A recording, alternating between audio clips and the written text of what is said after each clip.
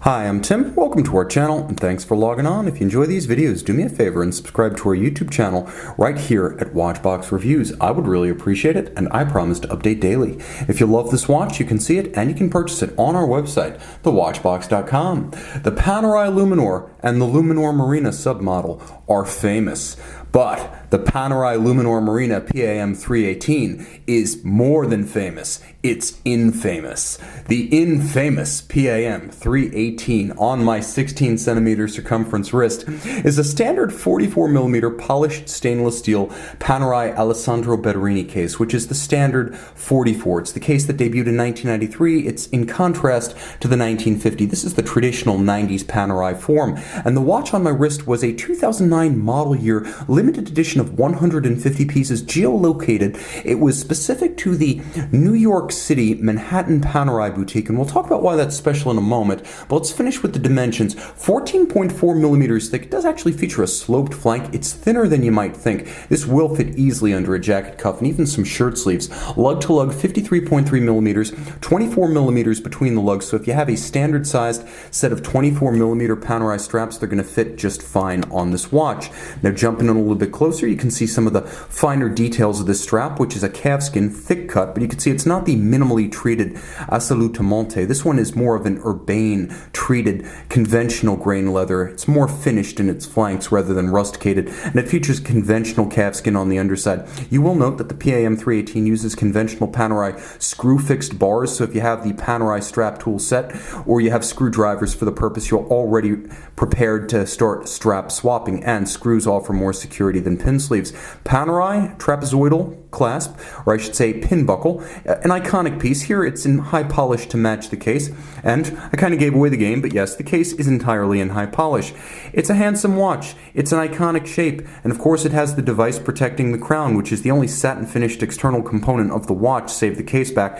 It features a locking lever, and as you can see, this locking lever system allows you to lock and unlock the crown. The design is iconic. You could say that this is one of the most individually recognizable design features in the entire industry. It's patented. It's an innovation of the 1950s at Panerai, and it still works because it gives you all aspect protection against shock, against abrasion, and against shearing, more than a shouldered crown guard. And by lifting the lever, you unlock the watch and you make it accessible, so you can wind it, you can set it, all those good things without having to screw the individual component down as you might on a conventional crown, and it's hard to accidentally jump in the water with that thing up, whereas you can partially screw down a conventional water resistant crown and leave it exposed. Not here. Now let's talk about the dial of the watch. The dial of the watch is a Panerai sandwich dial. It features the 1970s interlocking OP logo. It is one of the more flush sandwich dials, as though it is a stencil atop a loomed disc, it has a little bit of a parity between the height of the loom, which sort of oozes through the stencil, into a level plane with the dial itself. It's a matte black. It features blackened hour and minute hands, though curiously not the seconds hand, and it is a Luminova dial, so this one's good to go for nighttime use. Now inside the case, first, let's talk about what's on the back of the case. Then we'll talk about what's underneath.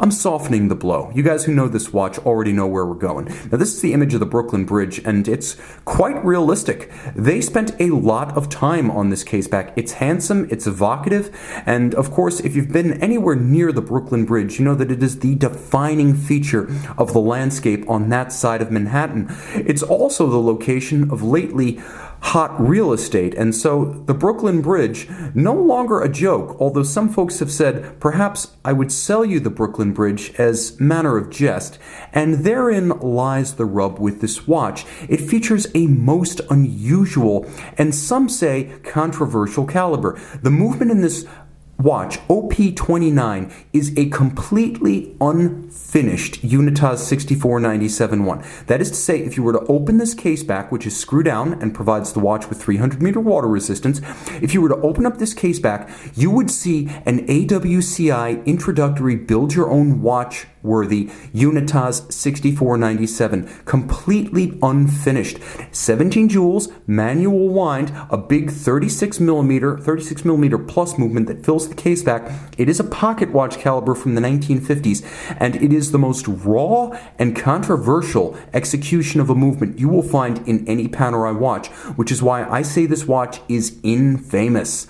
Not just famous, infamous. This is a watch that has engendered a great deal of controversy. Functionally, it's a 42-hour power reserve versus 56 in the standard OP2, which is what you get on a conventional Luminor Marina. I want full disclosure because this is a highly collectible watch and one of the most notable or notorious collectibles, depending on your point of view, in the Panerai pantheon. I would have to say that if you're okay with chuckling at yourself and you acknowledge that all of the most expensive pre-Vendôme 90s Panerai feature a movement exactly like this one, then you realize this watch functionally and aesthetically is an outstanding daily companion. It could easily be your only watch, and if you want the Panerai icon, the Luminor, this is a great choice. But I want to remind you that this is an infamous timepiece.